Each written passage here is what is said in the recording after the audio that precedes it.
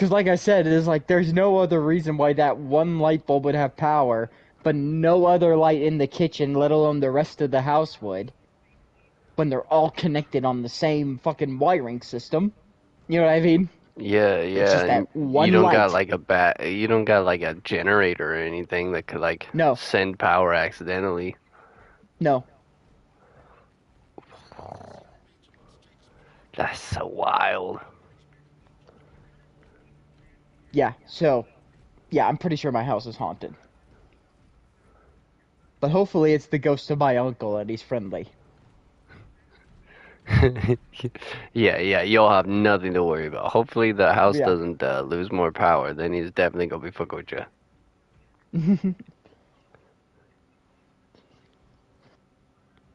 So that windstorm is fucking massive. It hit y'all too. Yeah, thankfully my uncle actually really liked me, so, Yeah, or else it would be way worse. yeah. Dude, I've been listening to stories left and right, ghost stories for the past couple days, just playing video games. And that sounded like one, bro. That's dog perks up, light starts flickering, and there was no one there. Yeah, well, and it's not the first time that the dog has detected weird supernatural shit either. Because my dad was living in this house when my uncle was, well, dying, and he said that for like the first week after my uncle died, the dog just stayed in the living room, and she would either stare in the chair that he would sit in, or she would just stare up at the ceiling at nothing. Oh, that's comforting. Yeah. And that was like a solid week where she would just stare at the chair or stare at the ceiling and nothing else. Is your dad like a reincarnated World War II veteran? How does he have these I kind of nerves? don't know if it's my dad. I think it might just be in our genes. The men on my dad's side of the family just refuse to die. You know what I mean? Fuck yeah, dude. Oh my God. I feel like if I walked in, saw the dog looking straight up at the ceiling, I'd be like, nah, nah, nah, nah. Fuck. I don't know if I can step foot in his house. And y'all are living there. Yeah. Look, either the ghost kills me or it doesn't. I don't care. That's pretty fair. That's pretty fair. It either scares you to death or it doesn't. Right. Yeah, look, dude, like you're not gonna fucking scare me. Either you're gonna kill me or you're not going to. You know what I mean? Yeah, yeah. I've seen poltergeists. I know how this works. Yeah. Gets too crazy, we get that tiny lady with the weird voice.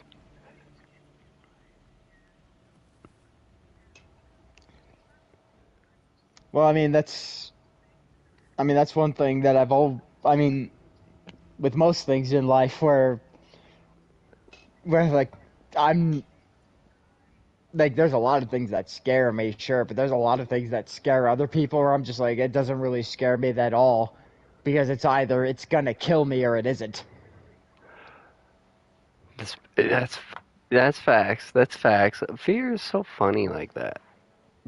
Yeah.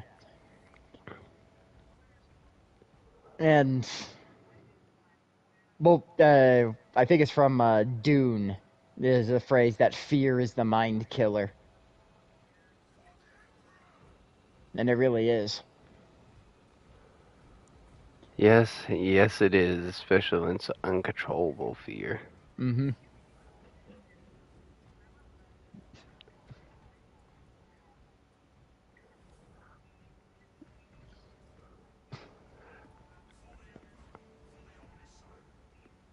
Praise the Omnissiah. As you can see, my fully customized salamander is ready to rock and I collect did more see that. blood. Blood for the Emperor. Blood for the emperor. Skulls for the Golden Throne. Mmm.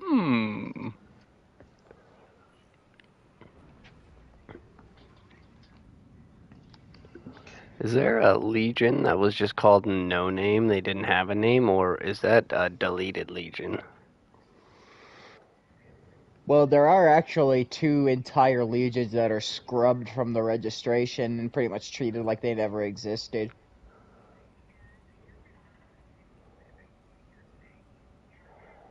Because at some point during the Great Crusade, when the Emperor was trying to find all the Primarchs, he found two other Primarchs and introduced them to their legions, and at some point during the Great Crusade, they just don't exist anymore.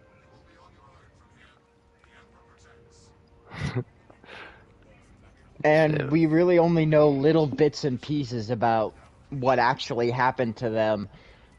And it's, like I said, it's kind of hinted, but never really specified. Um, like, like one thing I remembered reading about was in the Horus Heresy, Sanguinius, who, he was the Primarch of the Blood Angels and always tried to teach his legion that, like, drinking blood isn't your sole purpose in life. You know what I mean? Like, you yeah. can get satisfaction from other things other than drinking blood. Drinking blood is a thing that you use to sustain yourself in absolute worst case scenarios. You know what I mean? Um, but there was at one point in the Horus Heresy where a blood angel came to Sanguinius to basically report their success, and then just out of nowhere, Sanguinius just killed him, his own legionary. Like, he just fucking killed him in front of Horus and was about to drink his blood. But then he stopped himself and he was like, oh fuck, what did I just do? You know what I mean? And Horus questioned him on that, where he was just like, what the hell was that? He's like, and Sanguinius basically flat out told him, like, I don't know. Like, this is like like he basically told Horus, is like, promise me that you won't tell anybody that this happened, because I don't want what happened to, like, I don't want what happened to the 11th Legion to happen to me. And Horus basically just understood what he meant by that.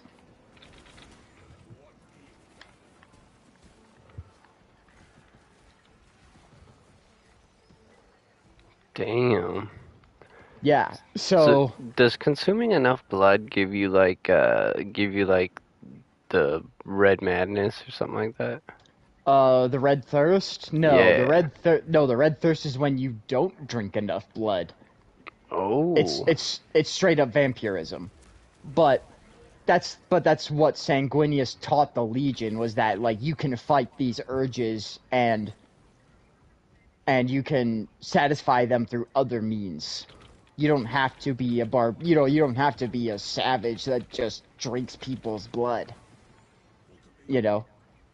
Um but then there's also different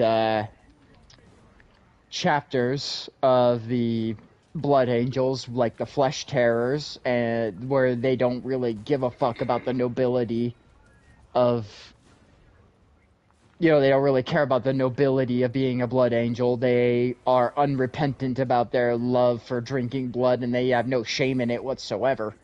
You know? Yeah.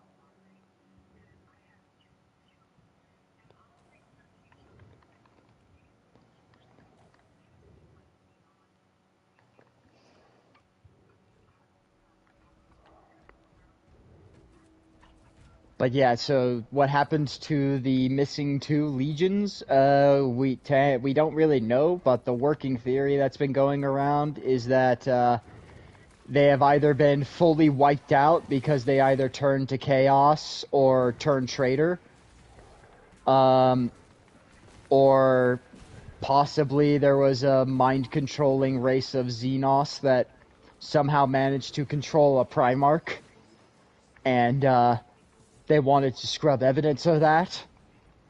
That would make Um, sense. yeah. Uh, or like I said, they turned traitor, and they obviously want to scrub the records of a Primarch, the son of the Emperor, turning traitor. You know. So the theory is that the legions have been effectively wiped out and purged. The Primarchs are dead, and any Space Marines that were part of the Second and the 11th Legion were re-brainwashed and reintegrated into different Space Marine legions.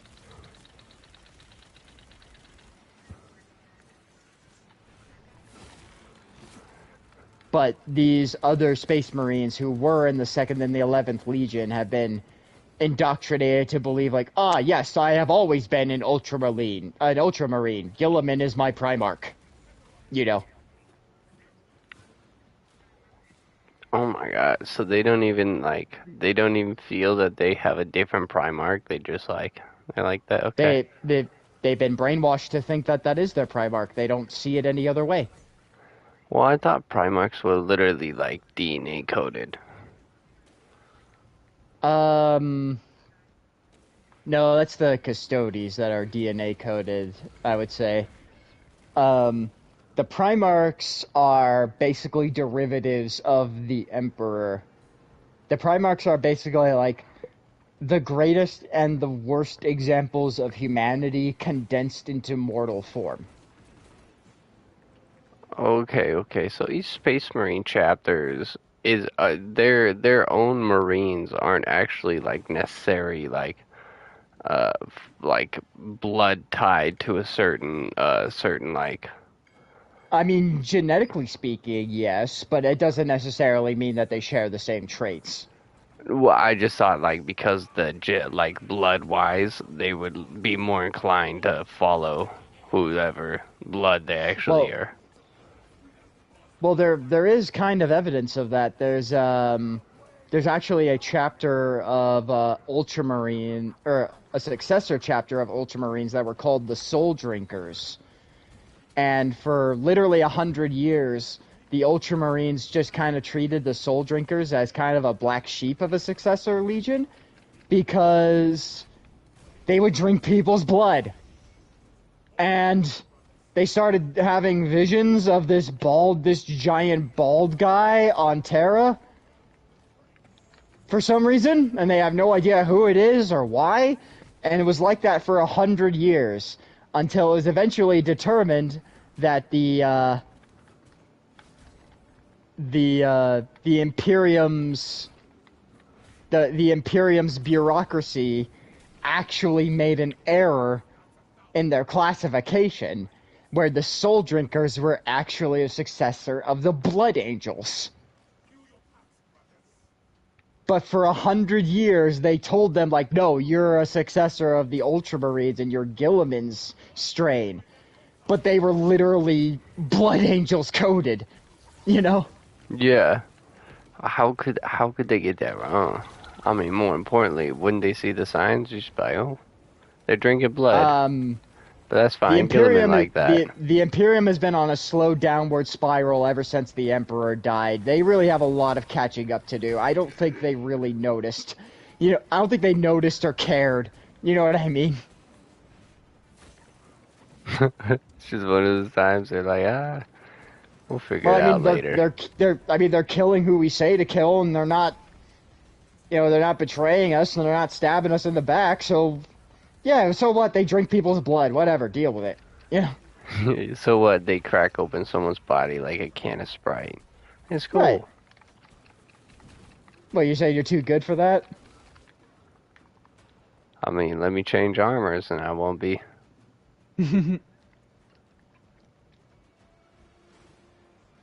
So Sanguinius is known as like the biggest blood angel. Um, but he was he's the also he's the Primarch of the Blood Angels. He's where the Blood Angels come from.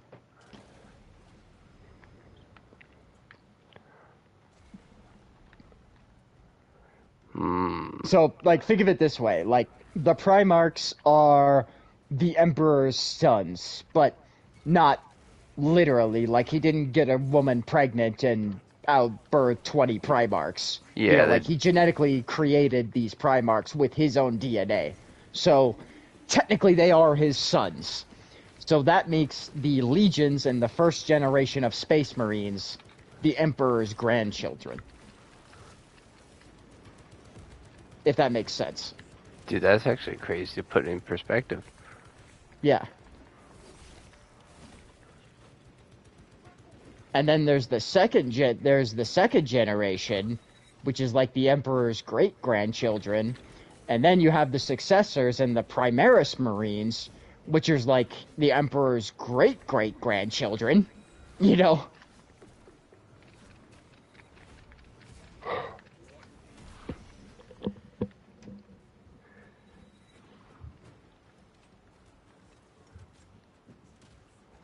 Damn, that's crazy. I didn't actually think about that. Yeah. Hmm. I mean, everything kind of makes general sense. But what about the? So there's no information about any of the. I mean, the two chapters other than there was two, and now there's not. There's very little information, like very little. We did know that Malcador the Sigillite, the Emperor's right-hand man, apparently he had skulls that belonged to at least Space Marines of the 2nd and the 11th Legion. They haven't really confirmed if they were the Primarch skulls or not, but they at least belong to members of the 2nd and the 11th Legion. And again, like I said, like anytime anybody brings up the 2nd or 11th Legion, it's always like in private where no one else can hear them, or if anybody ever dares to bring up these legions or say the names of their Primarchs, they are immediately scolded or punished. You know?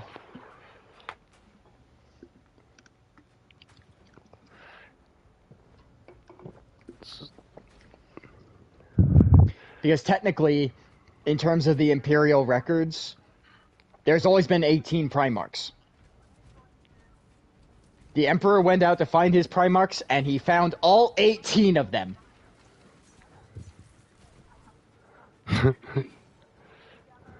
Didn't miss a beat there. Nope, not a single one of them. Not a single one of them went missing. He didn't. Not one of them turned traitor. He's like, nope, I went out and I went to find all of my sons, and I found them. All of them. All 18 of them. Like, we're not going to talk about the other two.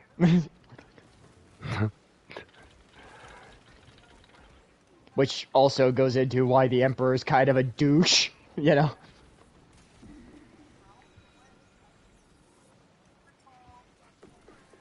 Which, listen, I'm not going to say the Emperor is the greatest dude in the galaxy.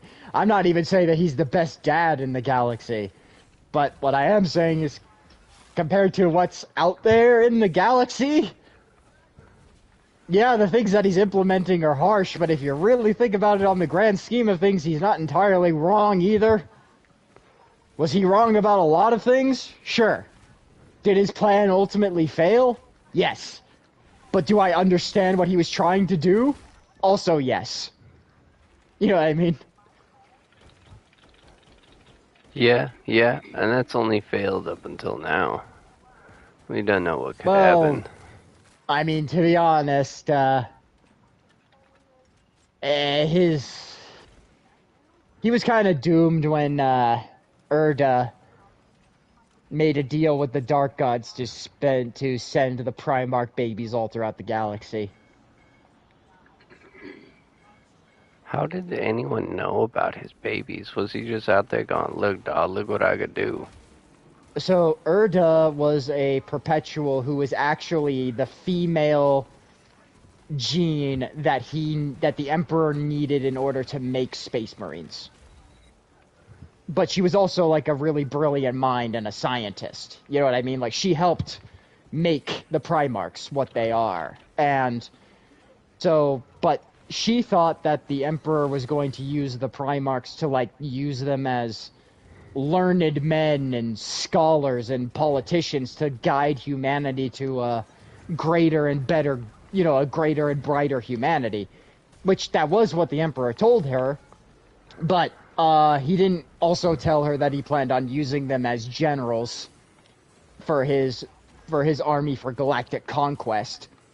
And she didn't like that very much, and so she made a deal with the Chaos Gods to teleport the Primarch babies away from the Emperor and spread them all throughout the galaxy.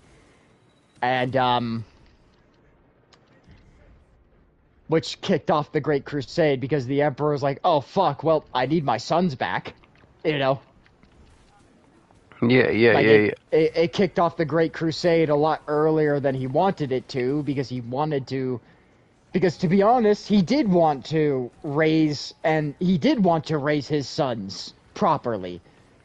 It's said in the lore that he literally built he built rooms for them in the Golden Palace for them to live in and to grow and to learn. Like, he did want to raise them to be proper leaders, not just warriors, but to be smart, to be able to face what's ahead. But because Erda went and decided that she knew better than the Emperor and sent the Primarch babies all throughout the galaxy and sent the Emperor on a giant goose chase, that's why we have Primarchs like Angron, where they initially had a purpose, but he was sent to a gladiatorial planet as a baby and fought for his life every day and had the butcher's nails put into his brain. Do you think the Emperor wanted that? Oh, of course. That's why his name's Agron, for Angie Angron. Boy. Yeah, he is Angron, the angriest Ron. It's not many Rons, but he's the only angry one.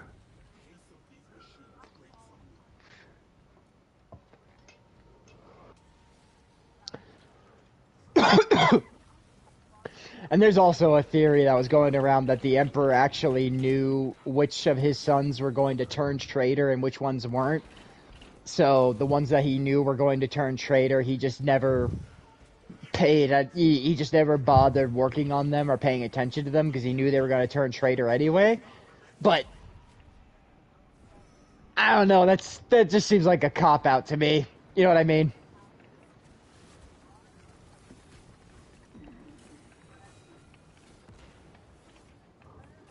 Because to be honest, there was a lot of things that the Emperor did where I was just like, okay, what the fuck was the logic in that? You know what I mean? Like, I could give you one. Do you know of Mortarion, the Primarch of the Death Guard? I think by name, but I know the Death Guard for sure. Yeah. So Mortarion's Mortarion's story is that he ended up on a planet that was basically ruled by chaos-worshipping necromancers. And his father figure, I guess you could say, who adopted him, didn't really raise him as a son, but more so as like a prisoner. Well, dead. He basically just used Angron he used Mortarion as a tool because he realized how powerful he was and what his potential was, And then eventually, when Mortarion grew up, he realized who he actually was, which was a human. By, interacting with all these other humans that were on this planet, he realized that he himself was also human. And he tried to lead a resistance against his adopted father. And he led a rebellion with these disgruntled humans to try and conquer the planet. And so when the rebellion went to make the final push to his adopted father's fortress, Mortarion goes into his tent and he sees this strange man in his tent that he has never seen before. And all he basically says to him, he's like, hey, I heard that you're going after the necromancer up on the top of the mountain. And Mortarian's like, yeah. And he just goes, I'll make you a deal. I'll let you go up there and kill him. But if you fail, then I will kill him, and you have to serve me. And Mortarion was just like, okay, well then, well, fuck off then. You know, he was just like he pretty much didn't really, like, he pretty much just like, okay, sure, whatever. You know, he's like, okay, whatever, fucking strange ass dude, making these, making these requests. Like, You okay, and your yeah, golden sure. armor. Well, the Emperor was disguised as just, he psychically disguised himself as just one of the humans that lived on the planet, but he was just a human that he never saw before. So Mortaria was just kind of just brushed it off as like, okay, yeah, sure, whatever you say, dude. And Mortarion went to fight his evil adopted father, and his adopted father won the battle by knocking him off the fucking mountain. So Mortarion then goes back to climb back up the mountain again, only to see that the Emperor has already killed him, and basically throw his corpse in front of Mortarion, and it was like, see? Told you. So I guess you serve me now, right? Oof. And from that point onward, Mortarion has done nothing but held a grudge against the Emperor the entire time. Which, I would too. yeah, exactly. I was like, I would be pissed too, because, like, you knew that this is the one thing that I wanted more than anything, and you steal my fucking kill? You could have captured him and let me kill him. You know? Like, there was literally so many other ways that the Emperor could have handled that, and he just didn't. You know? Oh, But yeah. then there are some situations like Angron where he's just like, well, I could remove the butcher's nails from his head, but if I did, it would kill him. So I'd rather keep him as he is than kill him. That I understand. You know what I mean?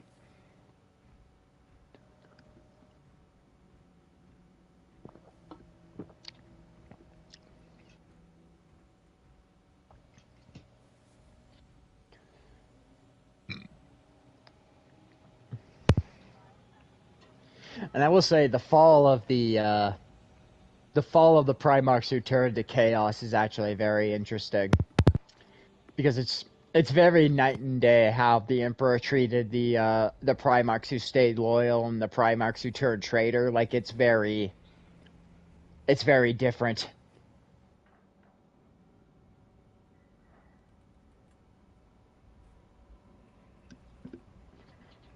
Although I think the big dividing factor was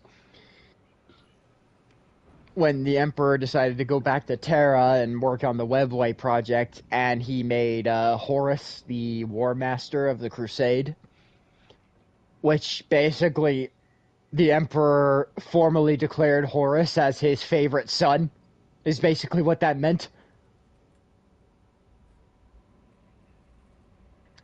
And that just started a whole fucking shitstorm of all these different Primarchs bitching and moaning about how they should have been the War Master and not Horus. Scans show the Tyranid numbers growing exponentially within the Hive City. Retaking those sectors is a lost cause. Bombardment from orbit risks collateral damage, so we need a more targeted approach. Commandeer a Nova Cannon implosive warhead from the Navy supplies in the Astra Militarum depot and deliver the payload by rail.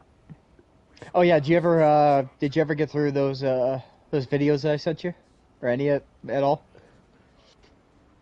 The battle disturbs Avarax's Are you muted, bud? dust squalls can arise with little warning. If conditions obscure the path, look for the flashing Yellow. Yeah, there you are.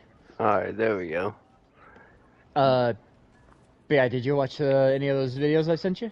I've been working on the first one so far. The first one, I think the first one I sent you was just on the Legions. And then the second one I sent you was on the Primarchs. Is it possible to flat out kill a Primarch? And what happens when that happens? Well, I mean, Primarchs have died in the lore before. Um, when Sanguinius died, it created the Black Rage that causes Blood Angels to go into a psychopathic rage where they see themselves as Sanguinius fighting Horus, and they are killing everything in their way. And then there's the Iron Hands. When their Primarch was killed by Fulgrim, they say that there was a psychic, like, pretty much every time that I've seen that a Primarch is killed, they describe it as a psychic scream that was let out into the void, like into the warp. And either it affects the Legion or it does affect the universe in ways that we don't understand yet. Okay, so to be determined. Well, one thing that I stumbled across was a bit of a theory that I thought was kind of interesting, is when Horus tried to invade Holy Terra to kill the Emperor, and the Emperor had to fight Horus and the Chaos Legions himself, one of the things that the Emperor did was he used his powers to summon an army of ghost space marines. Like basically all of the space, like as all of these space marines that fell in battle during the Great Crusade, the Emperor used his powers to bring them back from the dead as ghosts to fight the demons. And it's theorized that that's where the Legion of the Damned came from. Is that these are not just other fallen space marines, but when Ferrus Manus died and he was killed by Fulgrim, that was the first Primarch, other than the missing two legions, obviously. But Ferrus Manus was the first Primarch to die in the events of the Horus Heresy. So it's theorized that the Iron Hands who died, or the fact that Ferrus Manus died even, was what gave the Emperor the ability to even do that in the first place. Damn. But because the Emperor used those powers to summon, to basically bring back these dead space marines as ghosts, they can't rest. They spend the rest of eternity serving the Empire, and they can't die. You know? How can they not come back when you can bring back a space marine? Because technically that power shouldn't exist, but it's the Emperor, you know? His globules just too strong. His globules are too powerful. Yeah, the Emperor is basically immortal with the powers of a god.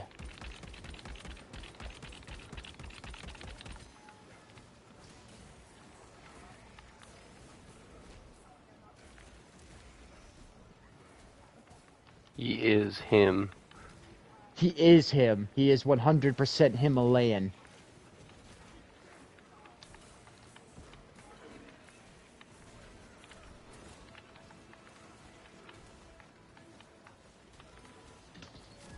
Are you kidding me?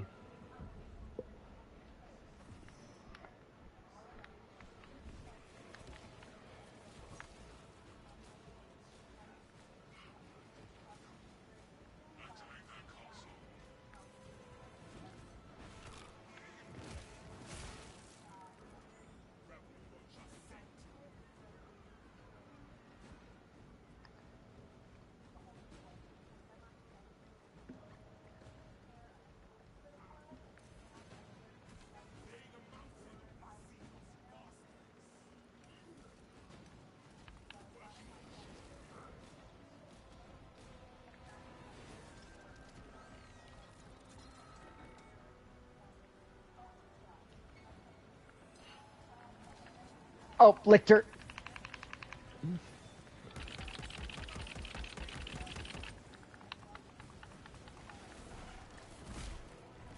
Get his ass. Yeah.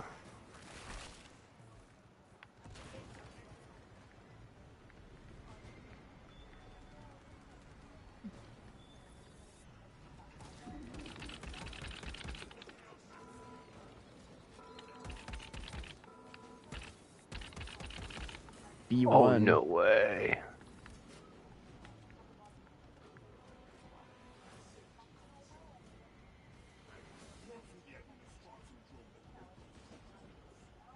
Do not make me perform the rites of percussive maintenance. Got B3 over here. Should be your way. Oh, no. I was wrong. It's in the middle, apparently.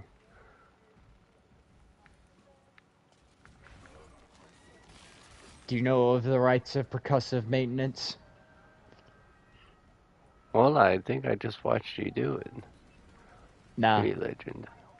No, the rites of percussive maintenance basically just means smack the shit out of it and hope it works.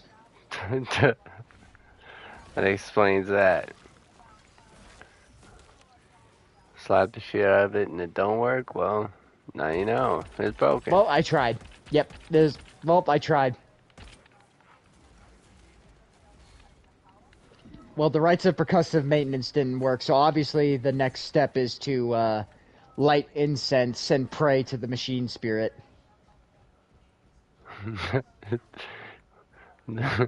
Pray to the Deus Machina.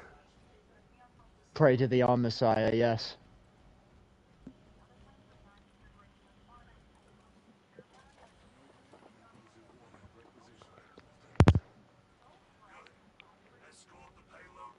Which would you say, out of all the Primarchs, is the most closely resemble the actual Space King himself? Or are they also different? You couldn't even say. Well,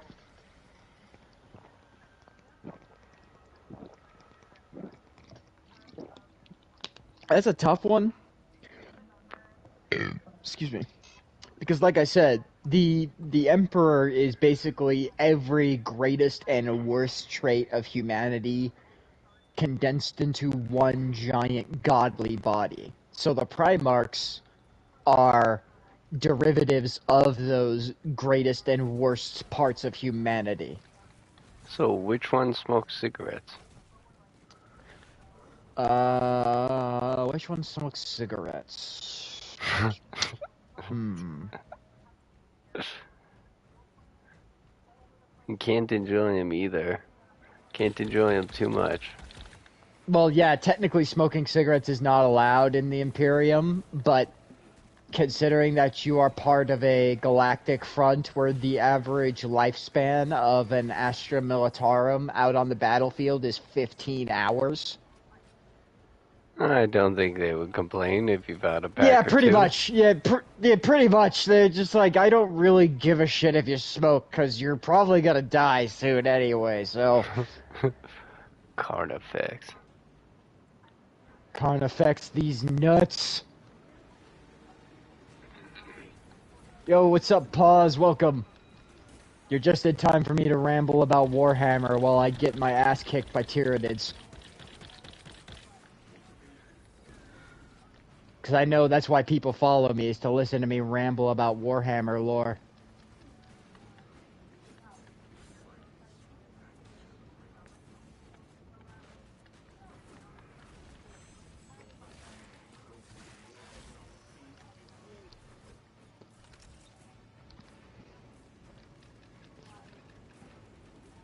You managed honestly, to make Pause. it defend itself.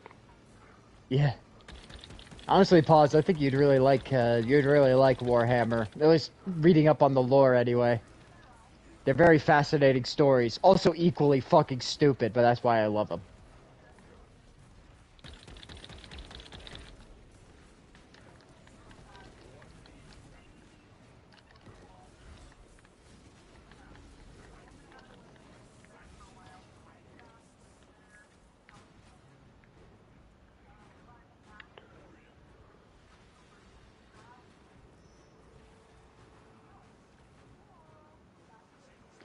pray to the Omnissiah, you filthy heathen. Murder, she wrote. Death, he replied.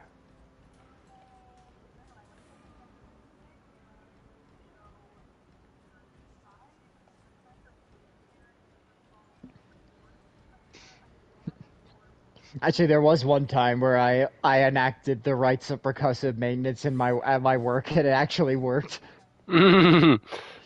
Like, I straight up did like the whole like tech marine, like the tech priest thing and everything. I was just like, all right, this thing isn't working. Like, no, literally everything we tried to do, it just wouldn't work. It was like a, it was like a, what was it? It was like a fucking, it was like a fucking, like a microwave or something, you know what I mean? It was something that they used to prepare food, you know what I mean? And they were just like, this thing isn't working, we don't know why. And so I was just like, okay, let me take a look at it.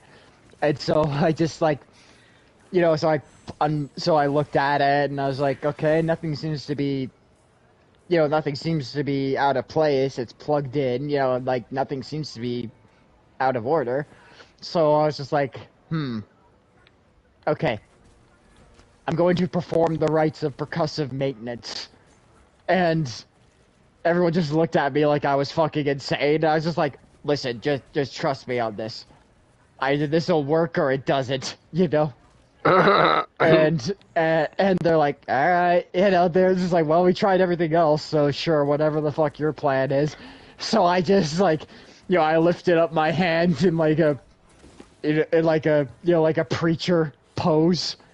I just like lifted my hands up and is like, what was it that I said? Is in the name of the Omnissiah, I command you, in the name of the machine god, I command you, work! And I just slammed my fist on it as hard as I could. And I'm like, okay, try it now. And it worked. It turned back on, and I was like, praise him! Like, bro, I bet they're staring at you like, what kind of voodoo magic does he know? Yeah, everybody was looking at me like I was insane. I was just like, what the fuck are you even talking about? I was like, do not question my madness if it works! As the toaster oven now has a giant fist mark in it. I'm sure I dented the top of it for sure. I don't remember, but I smacked the fuck out of it real good. I know that. But it worked. Like, yeah, it fixed the problem. All right. It fixed the problem, yeah. But yeah, I will never forget that when I said I'm going to perform the rites of percussive maintenance, and everyone just looked at me like I spoke to them in German or something. It's so funny. I'm fucked with that. Everyone's staring at you. They're like, I'm genuinely scared. What's about to happen? Yeah.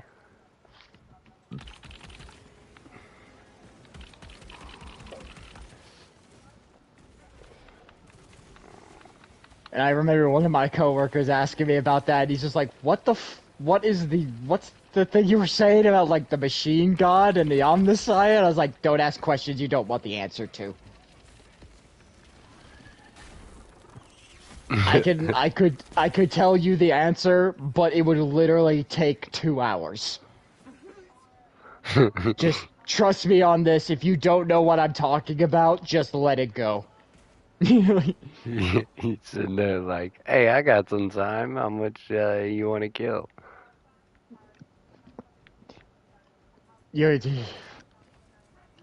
I say that to everybody when they talk to me about Warhammer. They ask me questions. I'm like, okay, how much time do you have? Do you at least have 4 hours and a cup of tea? Yeah, it's like, well, that depends. Do you want me to explain it to you, or do you want me to send a video that explains it to you? Because either way, it's going to take me 2 hours.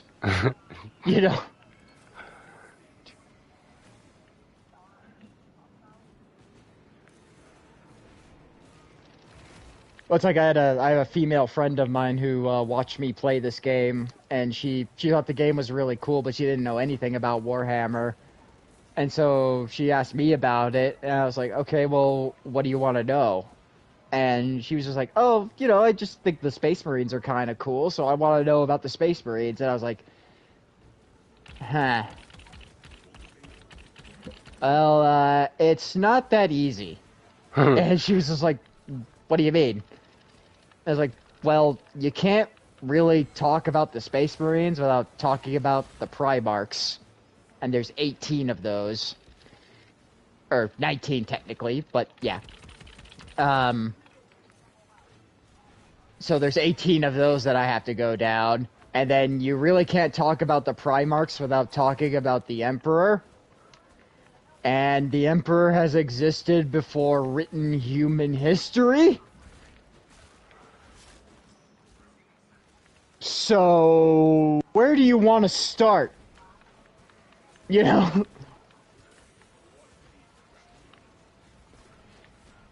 So like, can't you just give me the short version? It's like, no, because if I give you the short version, it makes no sense. Yeah, you need it to make sense. Yeah, I need to, like, I have to explain it to you, because if I give you the short version, then I'm just saying garbled nonsense that sounds stupid, you know? Yeah, that's actually a very fair point. Especially if you're like, hey, these space people, these space marines, put in heavy armor, are all trying to reload. They're all trying to bring back the power while also waiting for their god king, who they think is actually alive while not being alive, but he's also not dead. Test explaining it? Oh my god, you're right, dude. Jesus Christ. I'm gonna have to give you a paragraph just to give you the introduction. Yeah, and then by the end of my explanation, and usually by the end of my explanation on things, sometimes I explain things to people. I'm always just like, does that help answer your question? It's like, no, it just leads to. I have several more questions now. Like, yeah, welcome to understanding Warhammer lore.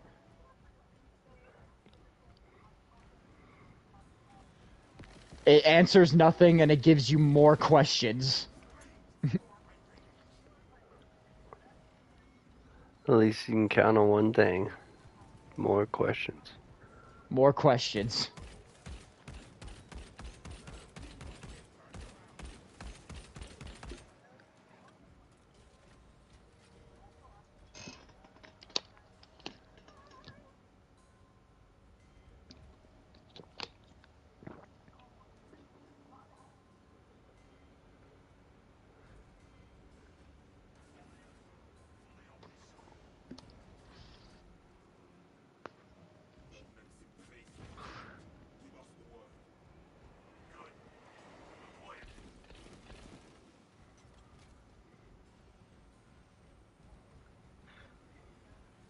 And I do believe I have opened my folder that I have classified as the Imperium of Man or the good guys, I swear. It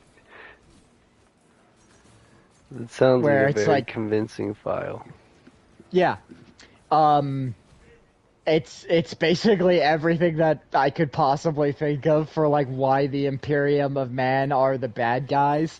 And look, I'm not saying that the Imperium of Man are the good guys because they are good guys. I'm saying that they are the good guys because they are human. Because compared to everything else that's in the galaxy, yeah, Yeah, at least in my yeah. opinion. You know what I mean? Especially learning about Nurgle. I mean, he's not the Mm-hmm. worst, but he's pretty bad. He's the god of gaslighting. That's all he is.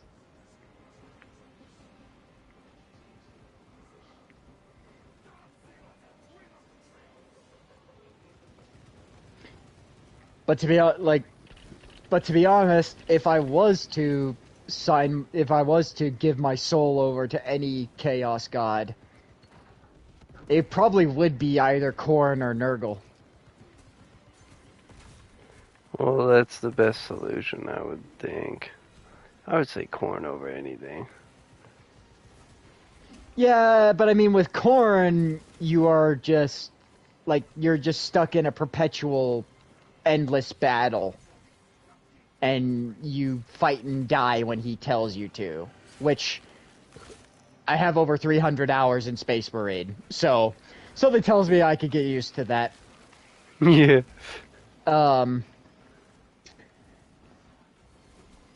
And then Nurgle just seems really chill as long as you do what he says.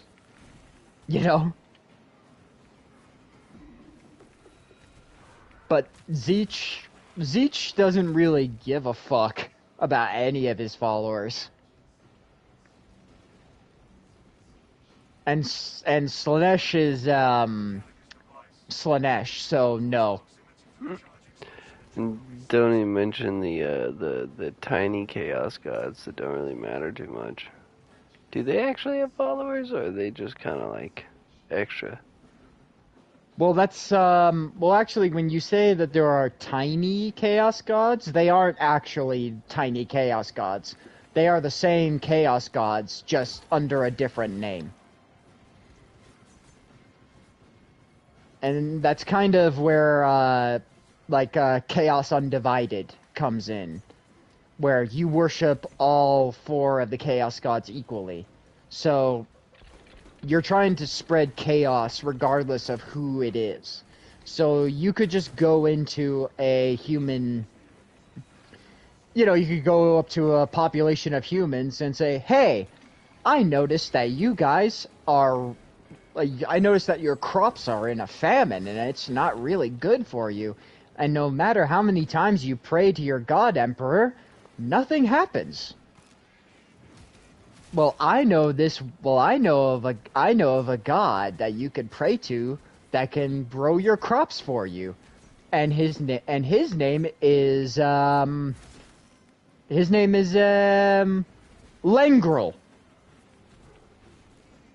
Lengrel. Like, yeah, not knowing that they were worshiping Nurgle the whole time, you know. So the Chaos Gods actually do have different names attributed to them, because there are people that do worship the Chaos Gods without actually realizing they're worshiping chaos.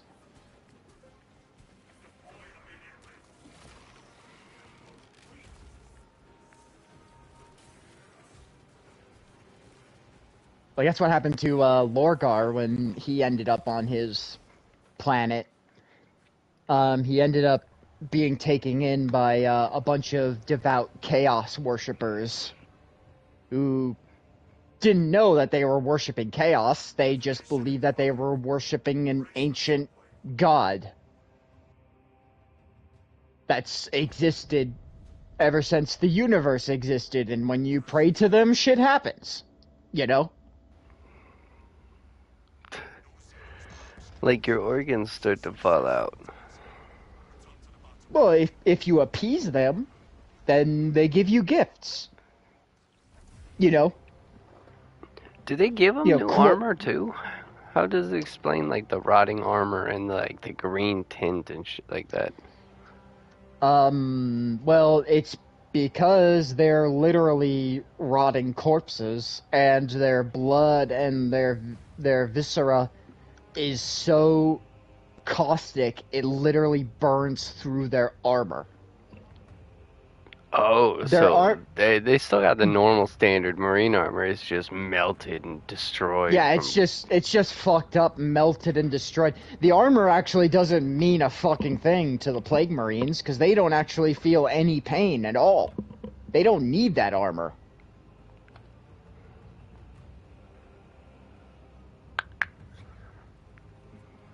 So that's kind of why their armor is all broken and destroyed and everything, is because they don't need to fix it.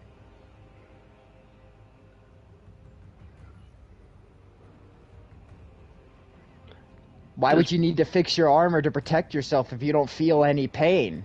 And if you follow Nurgle, you don't die. You just change into a new form.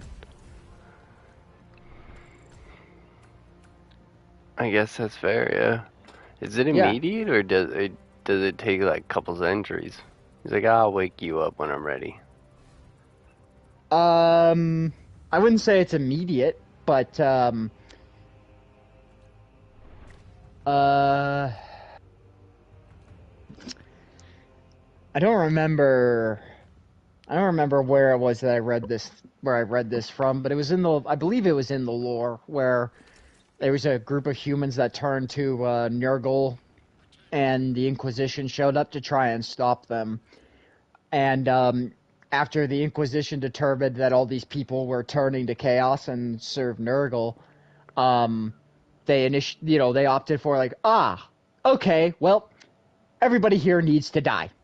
So they pull out their guns and they just start shooting all of these infected people who were obviously like sick. They were obviously really fucking sick. But because they worshipped Nurgle, they didn't feel any pain or suffering. And so it's said in the lore that like one of the Inquisitors pulled out his gun and shot this old woman in the face.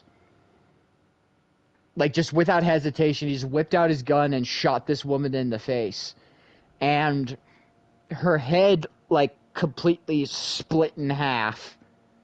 And instead of her body just like falling to the ground dead, she still just stood there as spores just started spewing from her neck and infecting the Inquisitors. So, and then for the Nurgle cultists, they don't view that body as her anymore. They view the spores as her. She's everywhere. She's inside of us. She's part of us.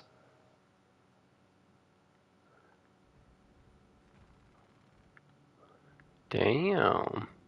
Yeah.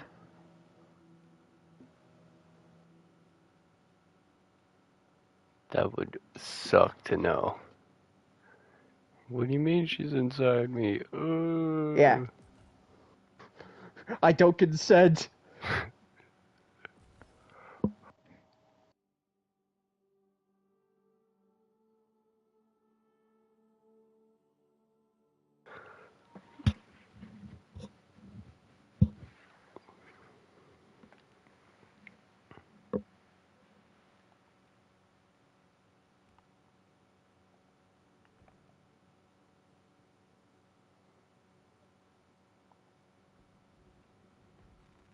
Hmm.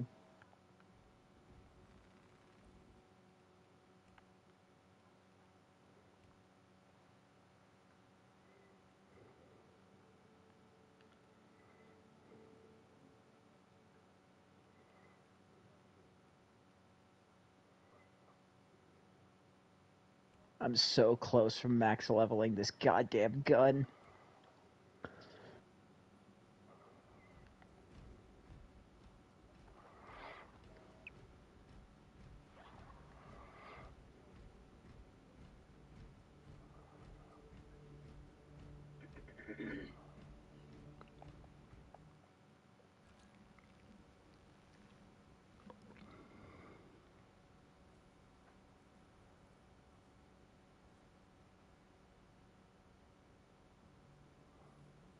Let's see, which version do I want for my Neokite pistol?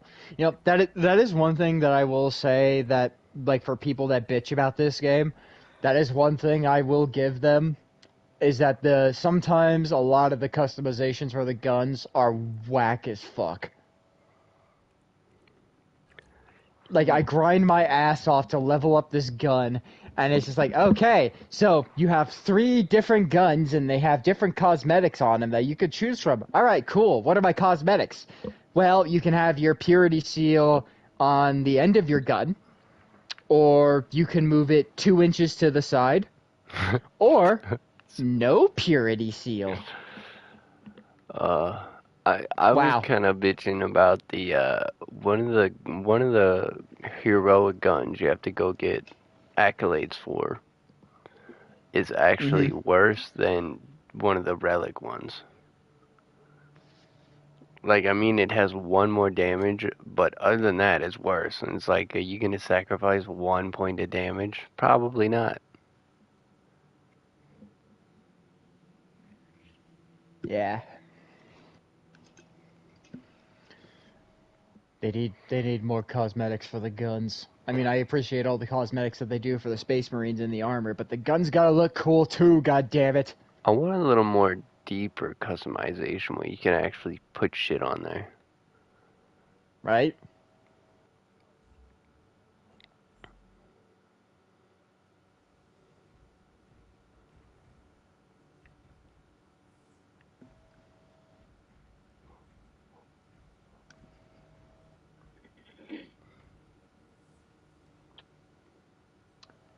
You want to try? You want to go for with the Tech Marine, or you working on that one? Yeah, I'm still rolling my character. Okay.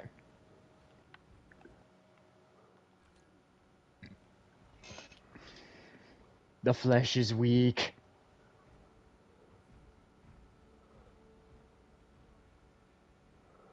But the mind is strong. Dude. Oh my gosh. You say that, and then I'm staring at my hand that's missing and didn't even realize that. Yeah, the flesh is weak, but I'll replace it with a robot fist. Sounds like an Iron Hands to me.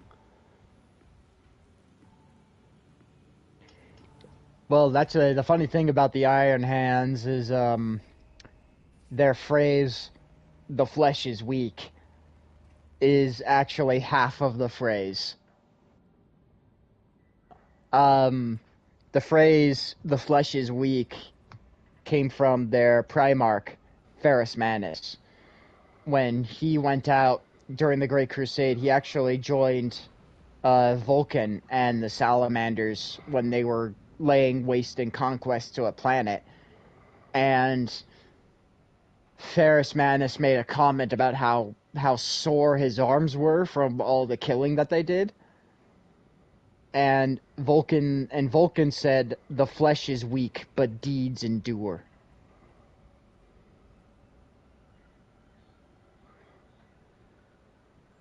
But after Ferrus Manus died, the Iron Hands just took the first half of that phrase, "the flesh is weak," and they took it to heart, and they basically turned themselves into cyborg Space Marines because they view the human body as inadequate, weak, pathetic.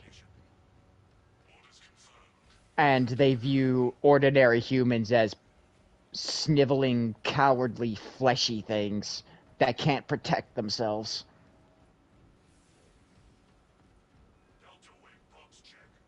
Basically, the Iron Yeah. Hands really hate weakness. They despise weakness, and they do everything within their power to snuff it out of their legion. And if it means replacing their body with augmented cyber parts, then so be it. Small price. In the machine god's name.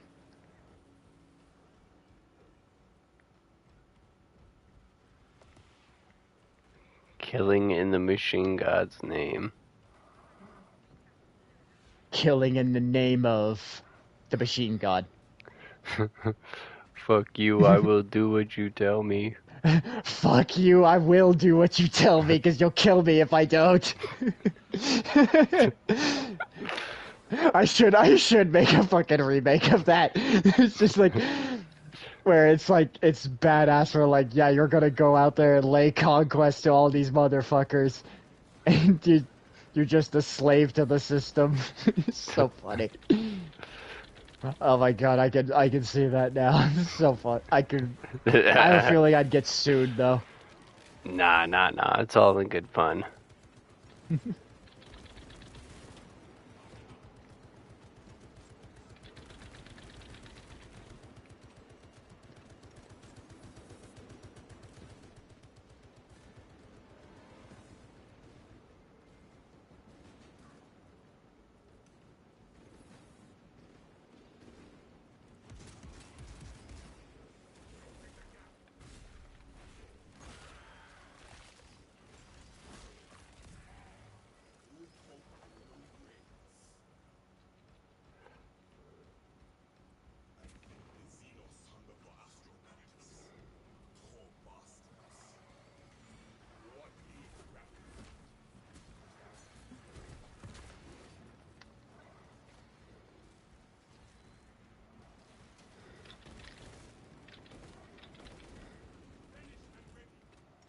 You know, I wasn't really a fan of the Omnissiah axe at first, but it's starting to grow on me.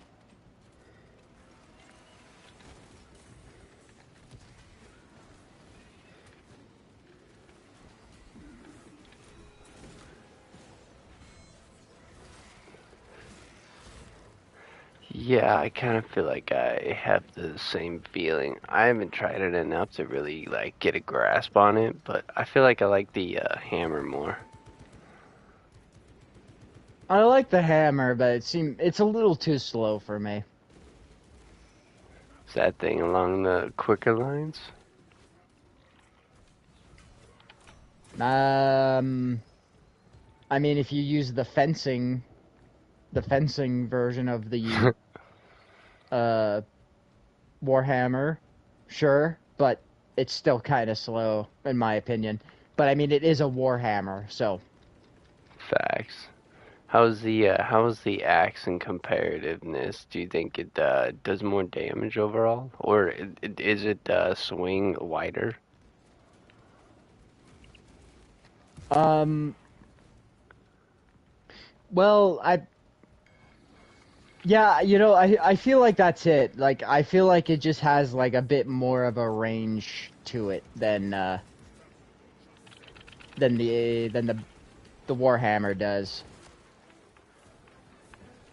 Like the Warhammer does have charge attacks like the axe does, but I find myself being able to like correct myself from like parrying too early or dodging too late or something like that. Like I find myself saving myself from mistakes like that with the axe more so than the Warhammer.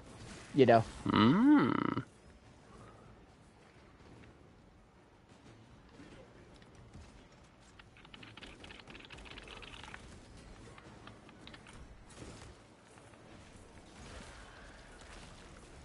And I love getting up close and personal. I like to look my enemy dead in the eyes as I kill them. Like, real fucking close. Oh my gosh, 40 guys. I should have backed off. Whew. Yeah, I thought you were down here with me.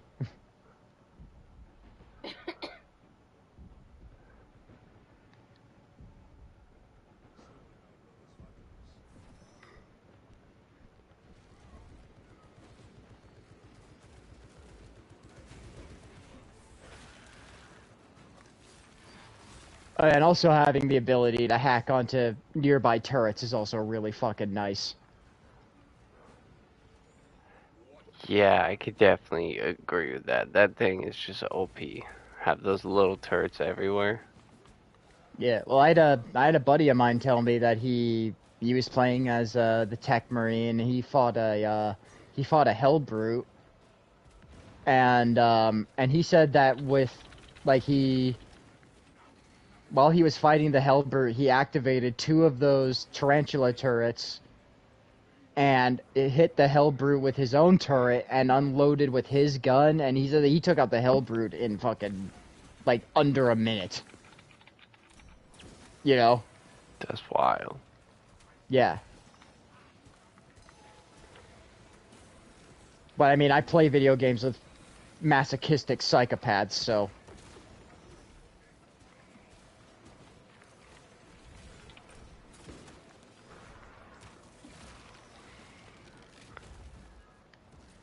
It almost got bad there.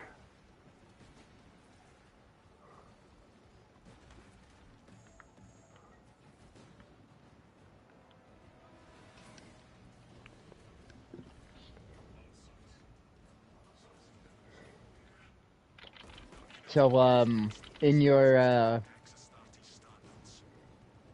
education of Warhammer lore, oh, A Smith, welcome, welcome, buddy.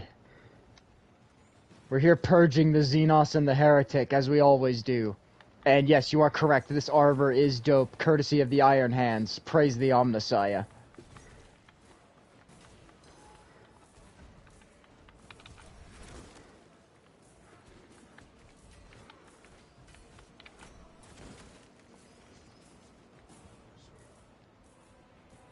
I still don't know what this Doc Ock tentacle is for, but I'll take it. I guess. Like, It's for show.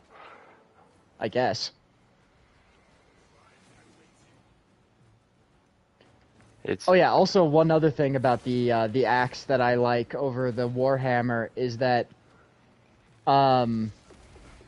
with the Warhammer you have to like set up a combo before you do a charged attack. You know what I mean? It's usually a like light yeah, attack and then charge, or light attack and charge your attack. But with the axe, like I could just keep hitting them with light attacks, and then I go like, oh shit, there's a bunch of there's a bunch of enemies coming towards me. Okay, well I'm just gonna slam my axe on the ground and hold it there until those fuckers come and swarm me. You know what I mean? Like with the charge attack with the Warhammer, you just raise it up and you slam it. But when you do the charge attack with the axe, I can at least time it and prepare it a little better, you know? yeah. Sounds like parrying is a little bit better too. Yeah. At least it seems like that way to me. A. Smith says the armor is to impress the non-existent women. I will have you know that there are actually a lot more women that play Warhammer than you'd think. They also just so happen to be, a lot of them just so happen to be married to Warhammer nerds, but that's beside the point. There's still a lot more women that play Warhammer than you'd think.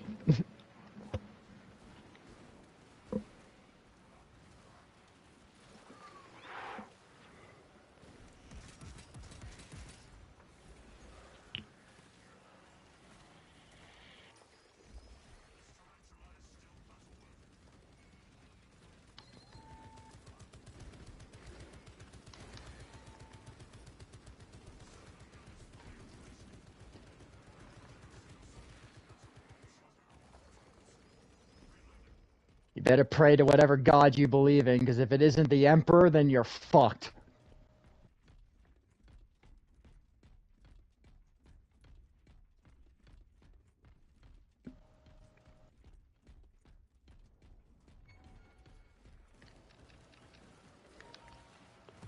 Oh, Zoanthropes, great.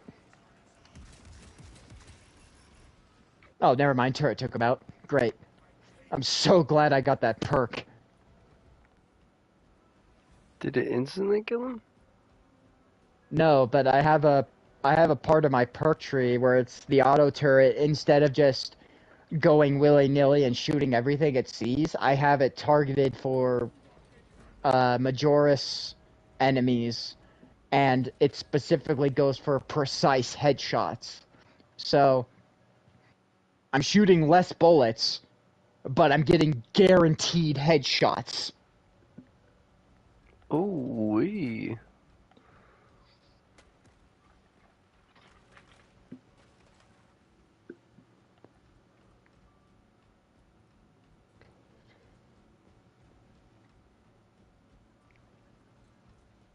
Astartes! We were not expecting such illustrious company in the rear.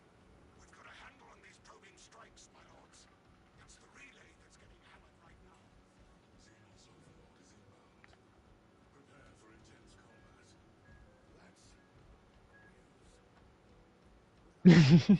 That's one of my favorite lines in this. It was just like, are we here to retreat? No. The Hive Tyrant is coming right for you. Well, that's news. Defend this position until the Tyranid command. It's gotta be stone cold. Can't be surprised by anything. Ready up, mate. Show the Emperor's angels what we are made of. Swarms on the bridge. Xenos coming down the bridge.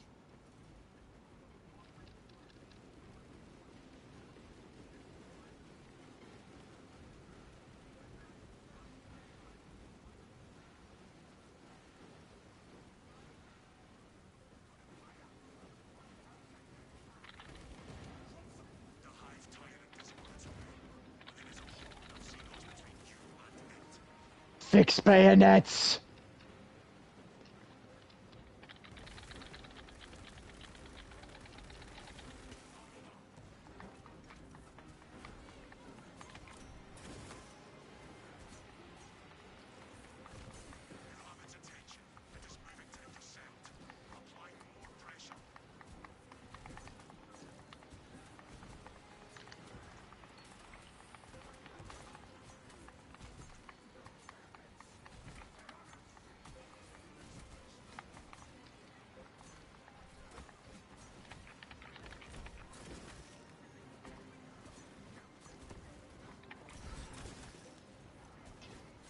Give me back my armor, you bitch.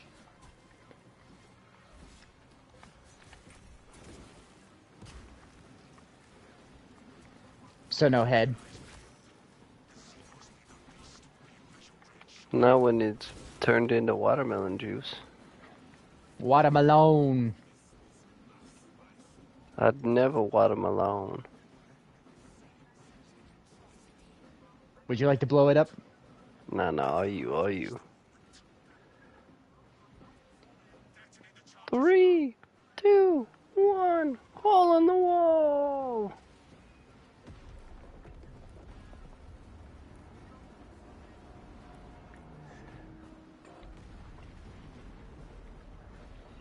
Ooh, he's not getting up from that one. You'd think so, but apparently he does.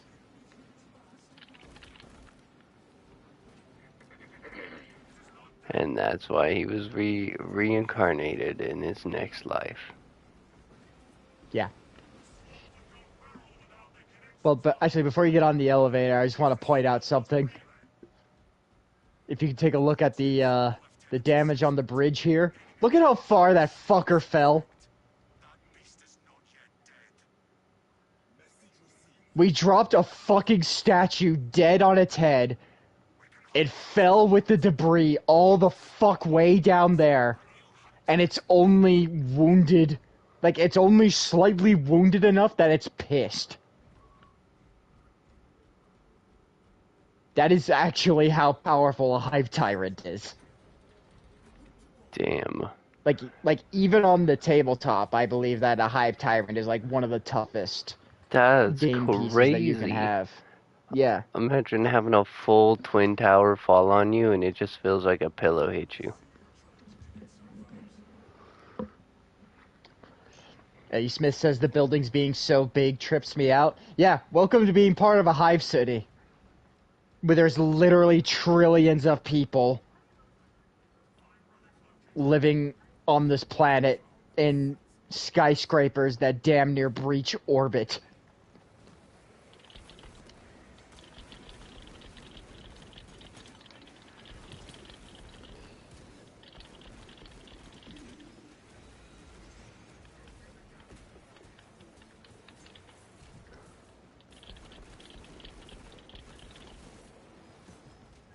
Armor boost. I'd be boosting armor.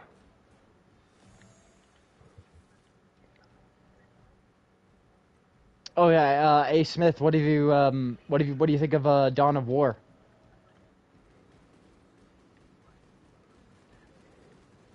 Actually, you too, Cookie. What do you think of real-time strategy games? Not a big fan, from what No? I remember. So you didn't like Red Alert or StarCraft or? Definitely not. Oh, okay. Well, you probably wouldn't like Dawn of War then. I mean, it's Warhammer. You know, it's a real-time strategy game that's Warhammer. A. Smith says it's too fast-paced for me. I'm an Age of Empires kind of guy. Oh yeah, Age of Empires is another good one, RTS. But yeah, Dawn of War is fucking hard. It is so goddamn hard. And yeah, it is incredibly fast-paced. You really need to pay attention to to everything going on in the battle. Is if you don't, you're going to fuck yourself. It's so goddamn hard. I can't believe I even... Yeah.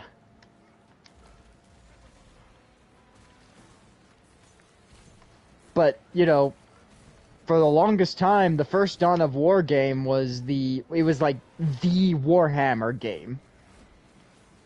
Where, like, this is, like, when Warhammer nerds would play Warhammer on the tabletop, Dawn of War was what they envisioned in their head. You know what I mean?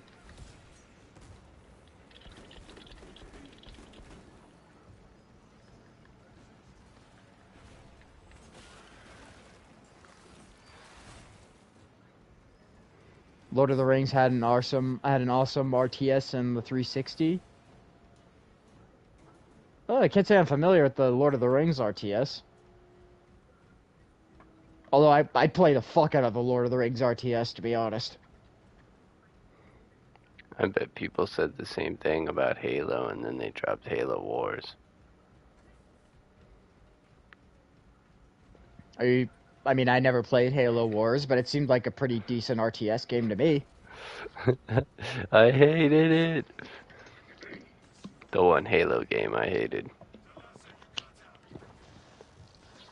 Yeah, I'm gonna be real with you. I stopped playing Halo after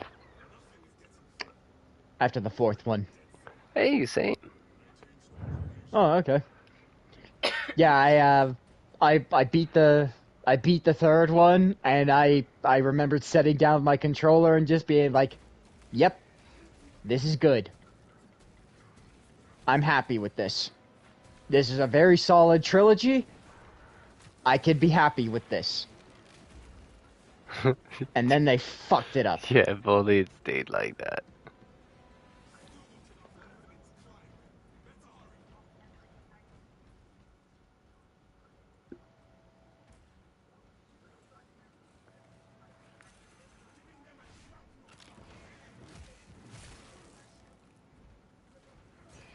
Although one thing about the new Halos that I think is so fucking funny is that they introduced the scientist who created Cortana, and it was and so she created Cortana, and one of the first things that she did was she told Cortana that, like, you know, because you're an artificial intelligence, you have free will and you can choose what you want, so you can choose to take any form that you want. So, canonically speaking, Cortana willingly decided to take the form of her creator, but blue and But as naked. naked. Yeah. That's what the AI decided? Like, hey, okay, you know. Can't really be complaining. Yeah. What? I use my health, you bitch.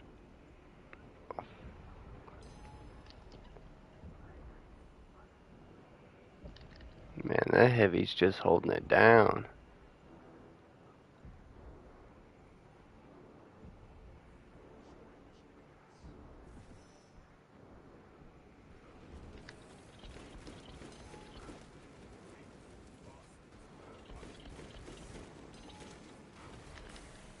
Oh, he's coming for you, I guess.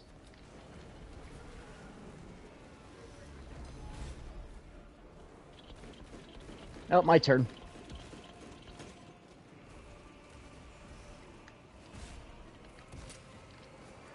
Alright, here we go. Second stage. Let's go.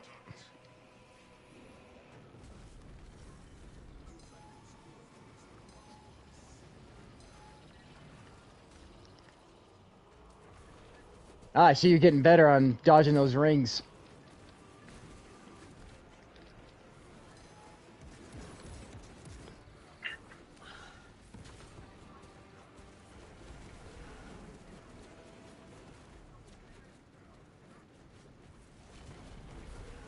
We got him. We got his ass.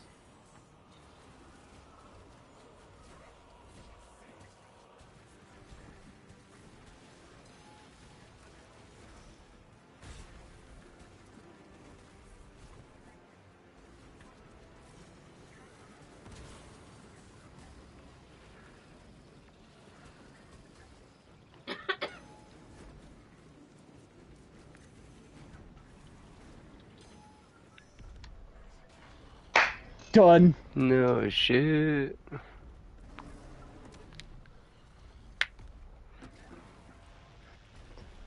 Look at all Mop that the floor with your debris. ugly ass.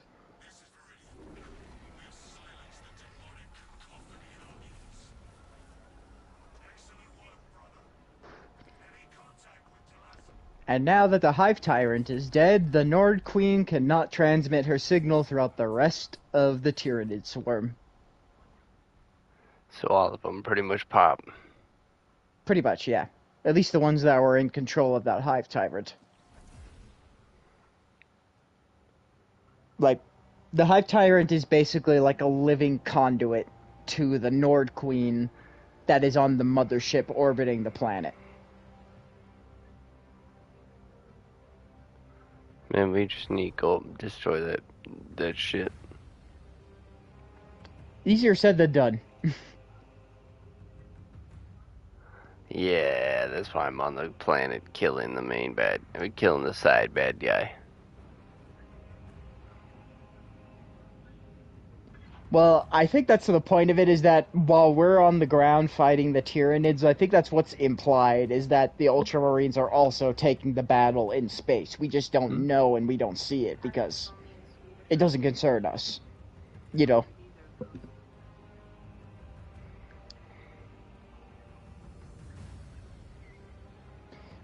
That's kind of why I like Warhammer, is that, like, even if you play the tabletop and you spend all this time and money, like, making your army, and, like, you bust out the army and you go and fight, and every single person in your army is fucking killed, and, like, on one hand, like, you could be really sad about that. It's really bummed out all your fucking army is dead, but in the grand scheme of things, nobody gives a fuck that your army is decimated, because literally planets are exploding by the dozen as your soldiers are dying. You know what I mean?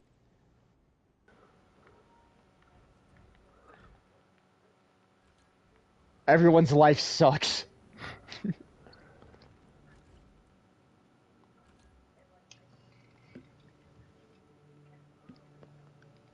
Yes, A. Smith, in the grim darkness of the 41st millennium, shit sucks. Get used to it.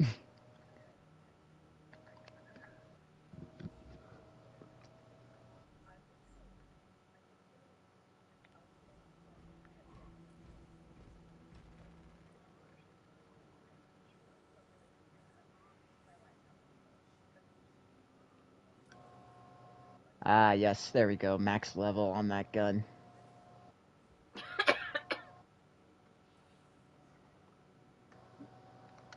I guess I'll work on the Oculus Bolt Carbine next. Dutch is generally considered one of the easiest languages to translate and learn. Okay, so I might do the Dutch one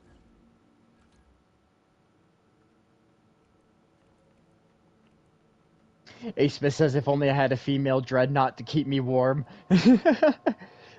Well, there are no female Space Marines, so that means no female dreadnoughts. Unless you find a dreadnought that is turned to Slanesh, and Slanesh gave it titties.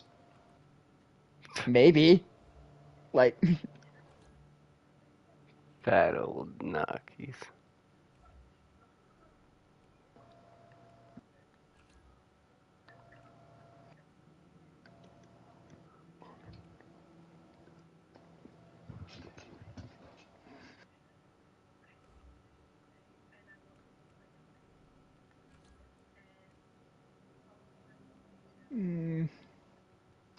any squad member restore one additional armor segment for each finisher of Majoris or Extremis. Actually, that sounds really fucking useful. I'll take that.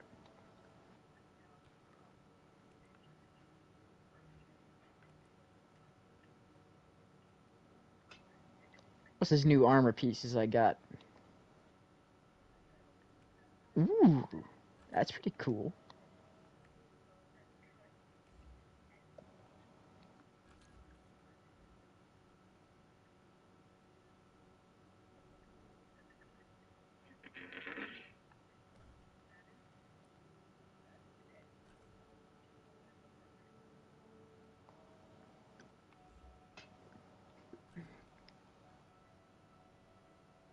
Are you proud of me, Daddy Ferris?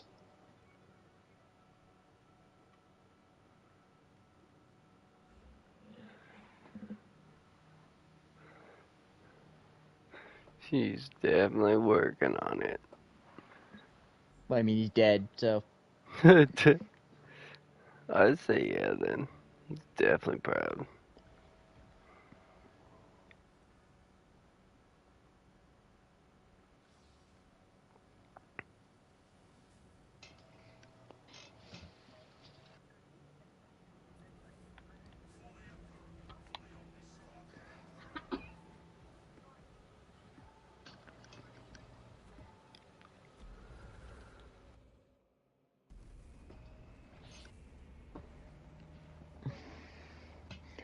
Yeah, I've said this once, I'll say it again. If I was part of this universe and I was like part of the Astra Militarum, like not a space marine, just some Joe Schmo human that was serving on the military, and I heard that like, oh yeah, so the Emperor's children, or yes, Slanesh demons are coming to invade the planet.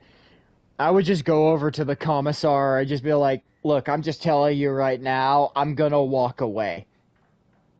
So either you shoot me now or you're gonna let me go, because I'm not sticking around for this.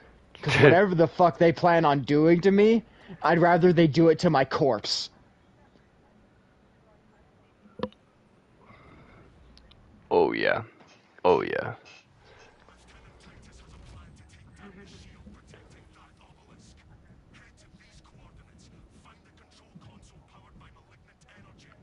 Titus will provide A. Smith says, where are you gonna go? The fuck away from here! I don't know! Go trick a band of orcs. Join up with them.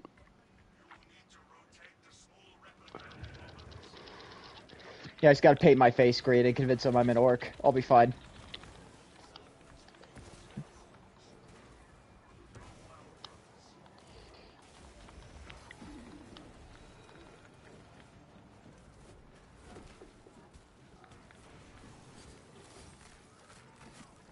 I know it's funny of me to say like how much I simp for the Imperium and how much I love the Imperium. Make a salamander planet? There already is a salamander planet. It's called Nocturne. It's where all the salamanders come from.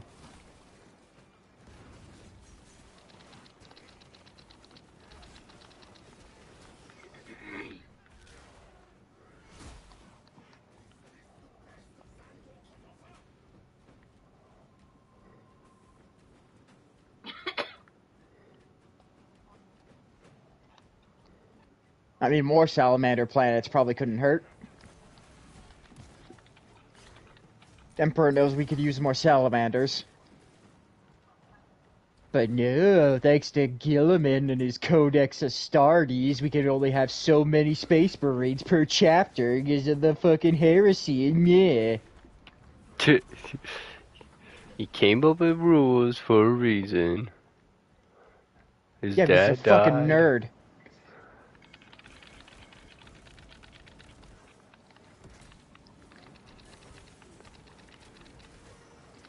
Yeah, I will say that is the one thing I will agree with the Black Templars on, is wiping my ass with the Codex Astartes.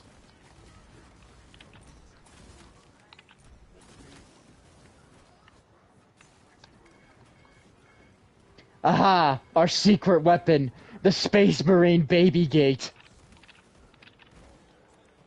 There's only one who's found a way past it, and he's currently on the Golden Throne.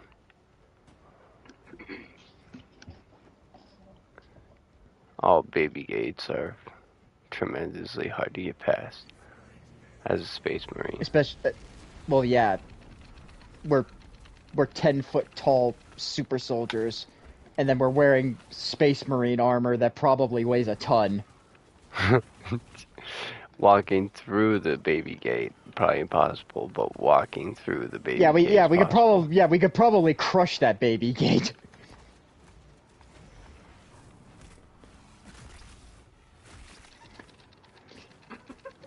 Actually, I was talking with a buddy of mine where we asked, like, there's a lot of things that Games Workshop has done in terms of like the media side of Warhammer, for like the cinematic things that they try to do to promote Warhammer, you know? And so I asked him, like, what do you think is the most, like, Warhammer moment in, like, any animation or whatever that you've seen? And he's like, there was one, I forget what it was, but it was, like, these Astra Militarum people were in, like a tomb or, like, Part of the last one. a grave planet or something like that, and they were being attacked by cultists that turned to chaos. And so, like, the first 5 minutes of the animation is these human soldiers desperately running for their lives and trying to block off all of the exits to, like, try and prevent the chaos cultists from spreading, you know. And they finally make it to the exit, and there's only like 5 of them that survived, and they make it to the exit, and they shut the door, they bar it up, they lock it, and they do everything they can. And just as they're about to call it in to report what happened, the Black Templars show up, and the Astra Militarum just looked at them. They're like, "Oh, um, I guess we gotta let you in." So they went through all of that effort and lost so many men to try and prevent this chaos from spreading, only to open it all back up just because the Black Templars are there.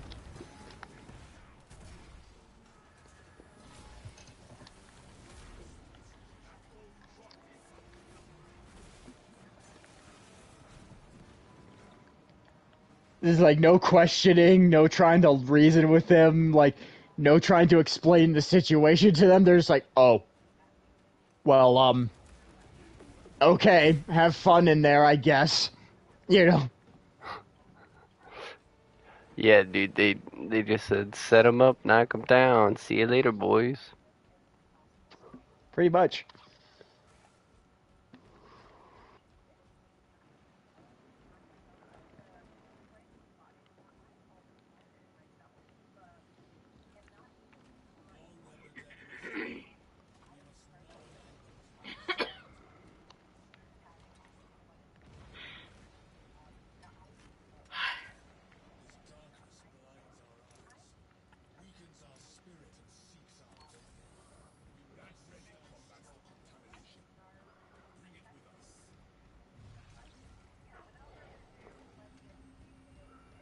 Fun relic carry.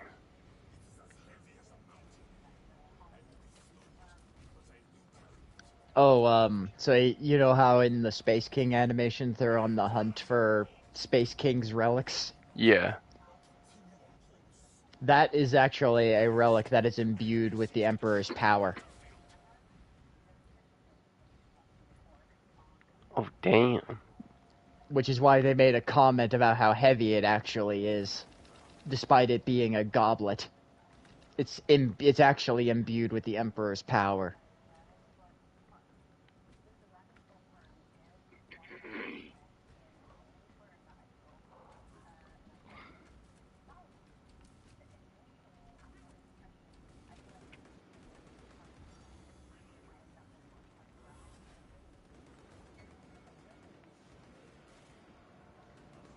Oh, Terminator, great.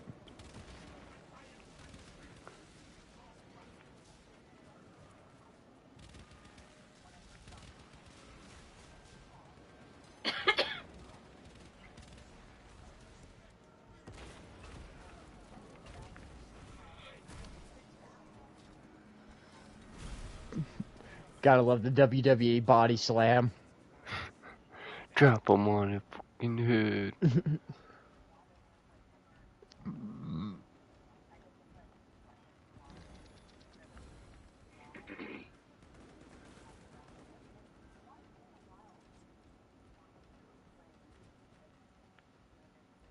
Where the hell are we supposed to go?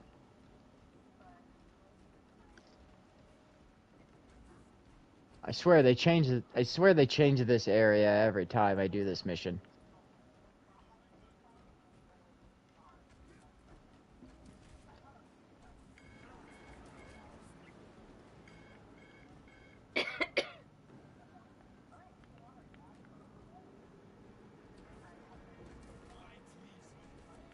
East this way? I would assume so. No, I think this is the way we came. Yeah, it was. God damn it. Oh.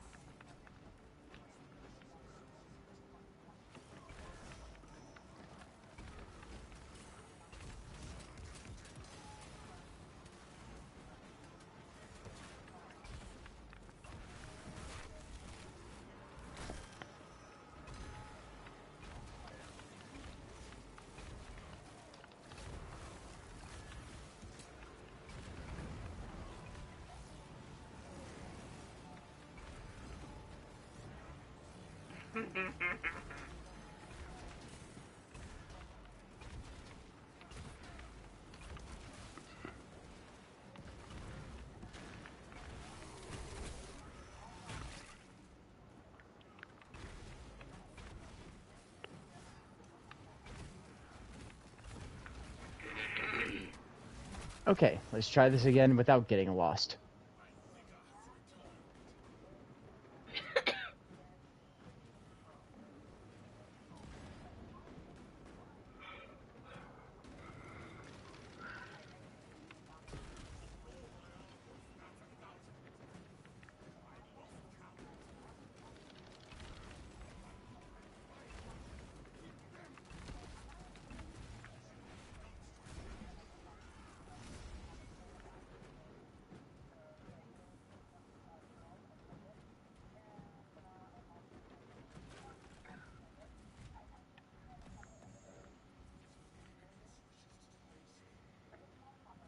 This looks like the right way we're supposed to go.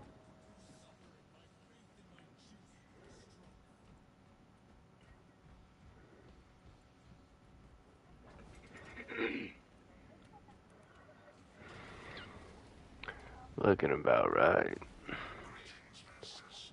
All control systems have encountered an error and have been disabled. Reactivating the terminal consoles is necessary to reset controls.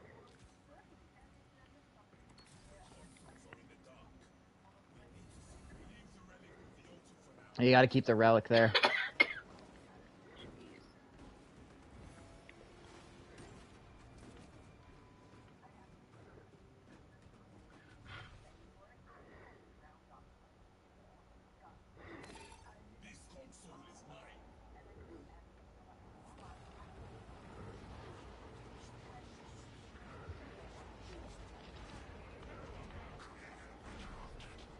The tactical console is out of range.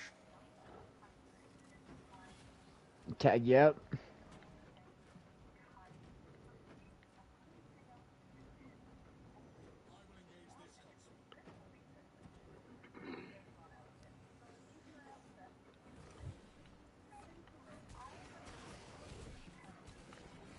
Transition to tactical console active. Sanctification in process.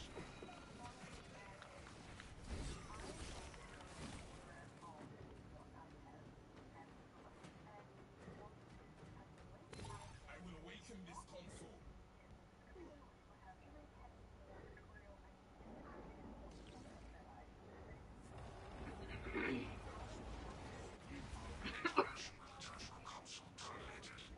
Master has left state frame.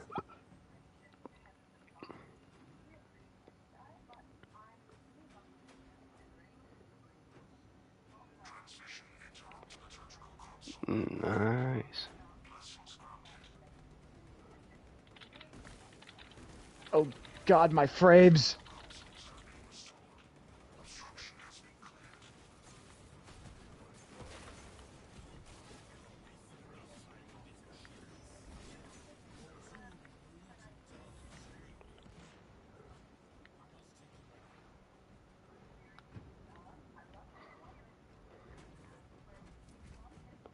Yeah, the heavy will be fine.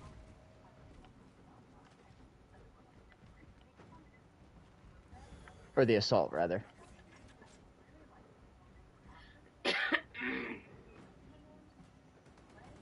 Where is this a pepper?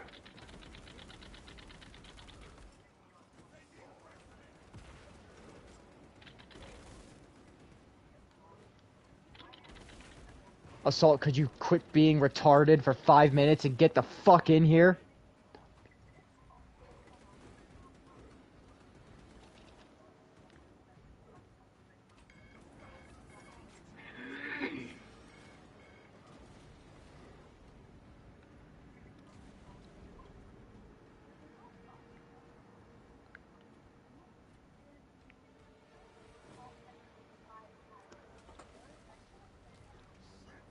Oh boy.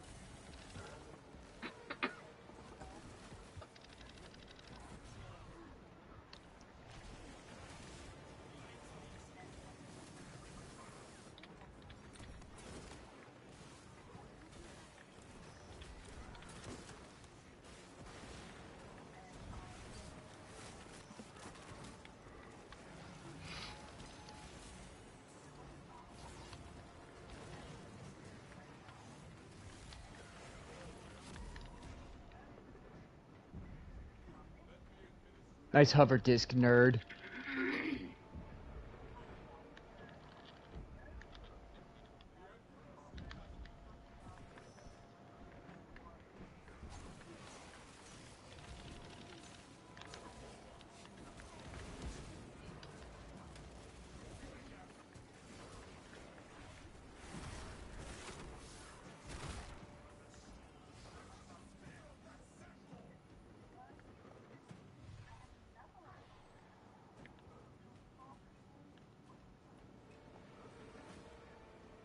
This way, brothers.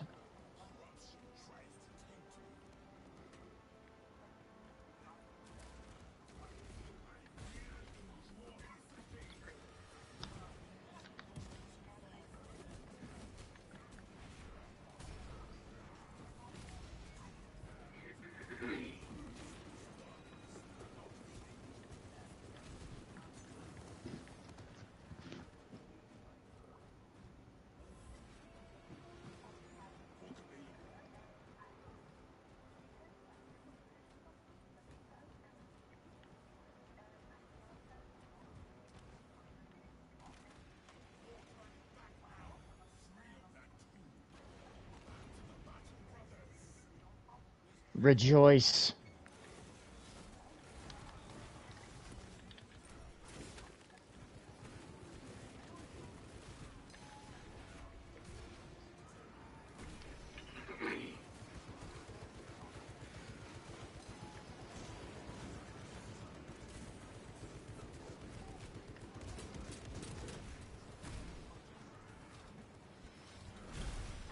Ooh. WWE rip in half.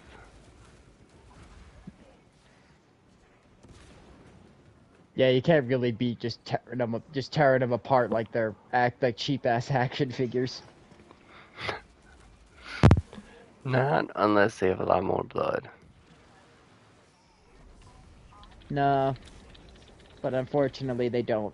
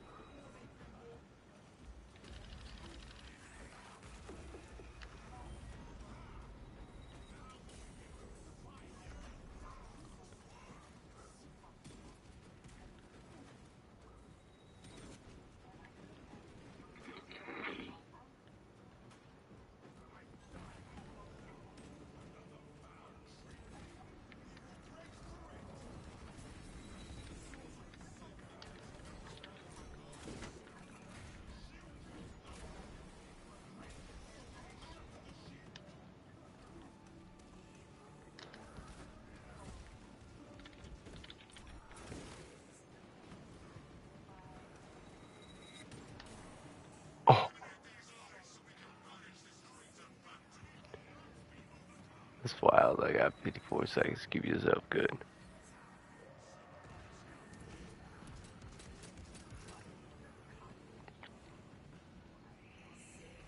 Come on, heal me up. There you go.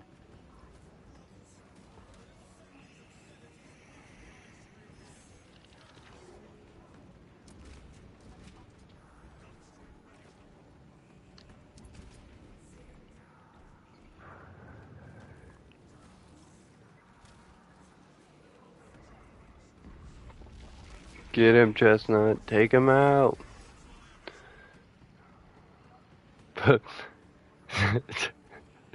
Sideways running away from him.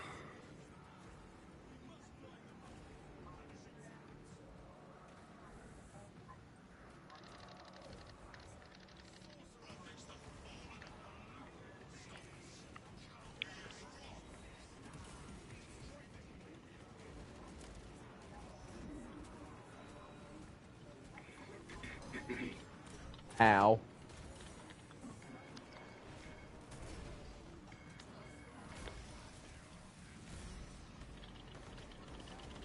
And you're a fucking nerd.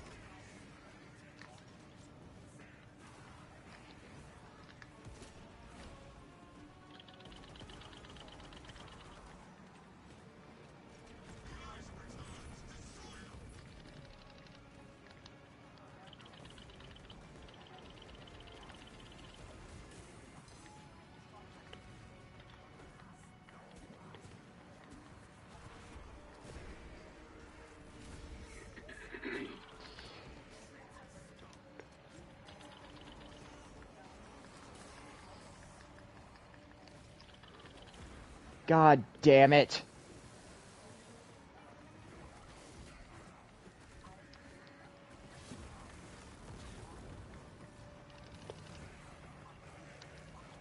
No, A. Smith, this is the Neokite pistol. It shoots freaking laser beams.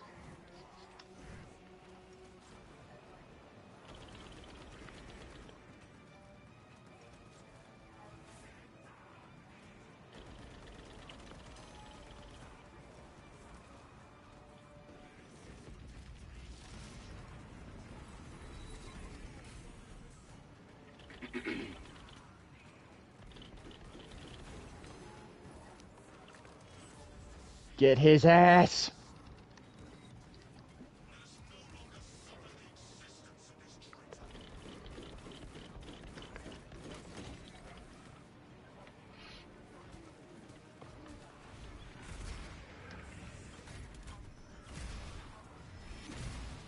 Yeah. He's got a belly button that goes all the way through.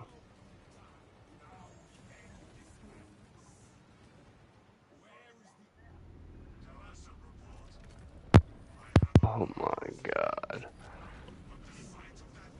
I'm starting to fall asleep. Whew. I got a little hairy there. Yes, it did. Oh shit, Birdman. Yeah, that's actually it's a greater demon of Zeech.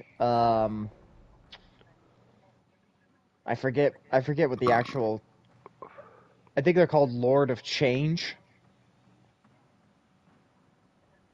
I think it's what they're referred to as, but yeah, they're just big bird demon creature things.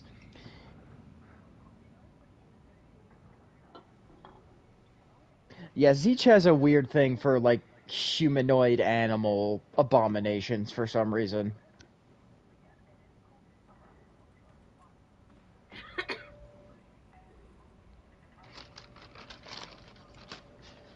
Well, when you get bored and you have the power for everything, you gotta find your niche. I guess.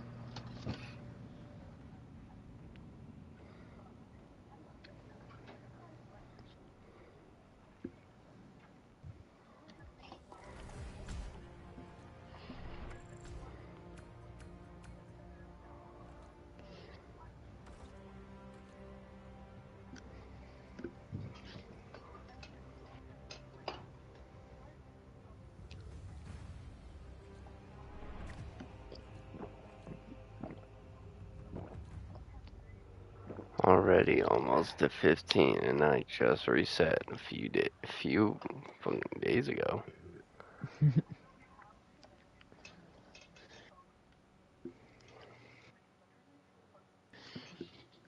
Yeah, leveling up is easy when you got friends.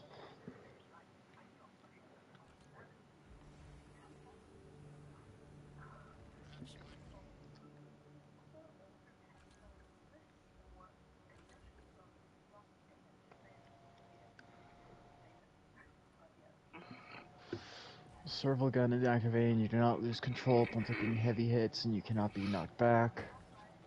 Uh, this 50%, and ammo increases by 50%. Servo gun recharges. Nah, I'll take that one. Actually, that sounds good.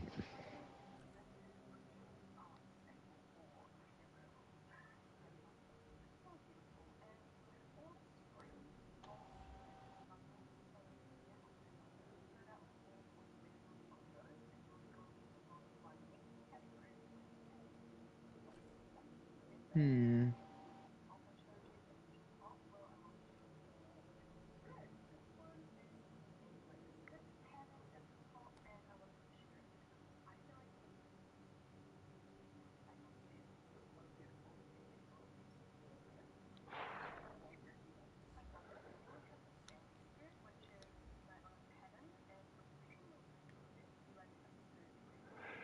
Alright, my guy. I do apologize that it's so short, but I gotta bounce. Oh, okay, man. No worries. Thank you for joining me for some Spazmaroon, as Oh, always. of course, of course. Thanks for playing with me. If you down tomorrow, we'll get some more Spaz Maroon in. Cool, cool. Yeah, I should be home roughly around the same time as last time. A Hell Smith yeah. says peace and love, man. Hey, deuces, Ace Smith, take care, buddy. Yes, and A Smith, be sure to look up at Mr. Cookie Chaos on Twitch and follow him if you would, please. I would very much appreciate it. Much love, much love. Actually, I'll put it in the chat here.